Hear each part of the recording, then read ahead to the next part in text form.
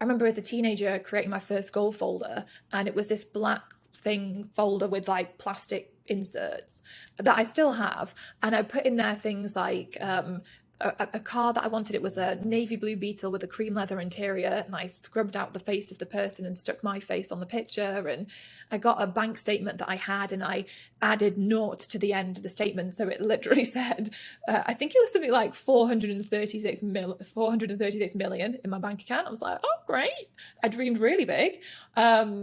And then I put in, like I was at school still, so I put in my grade cards, and I changed all my grade cards so they all said A.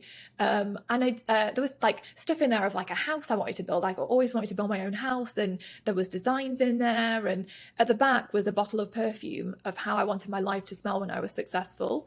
And I would smell this perfume, and I would just feel like success. And I don't know, it was this feeling of just, I want to be successful. I want to figure out what that is for me. And that sense of like, I want my life to matter. Like, I want to do something with it. I mean, it was instilled in me from my dad and the things he shared and the way he got me to think.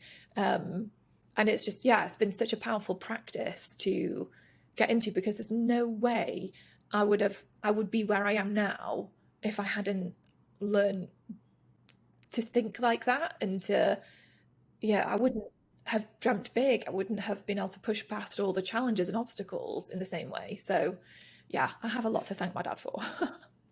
Out of sheer curiosity, can I ask you what the perfume was? Oh, it was Burberry. It was a fragrance, it doesn't exist anymore, but it was called Burberry London. But I'm pretty sure it doesn't exist. And then the reason it made me feel of success, because think of success, is because a friend of mine who lived in this really big house, and they had horses, and I just always associated her with like success and wealth, her family. And she used to wear this perfume, and it was just an association I'd had from an experience I had. So that's kind of what cemented that feeling for me. So yeah, I've still got the bottle.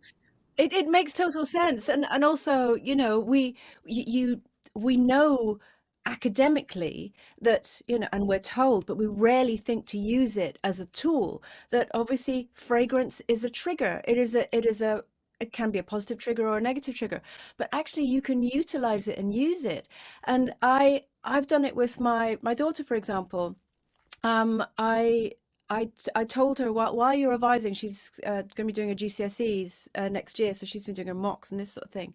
And I said to her, spray a certain spray.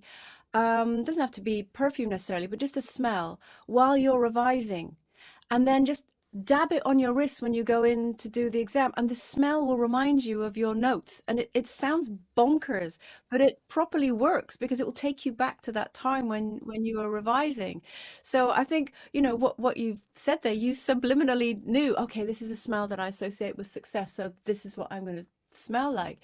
It's a beautiful trigger every time you open that box and have a little whiff of it.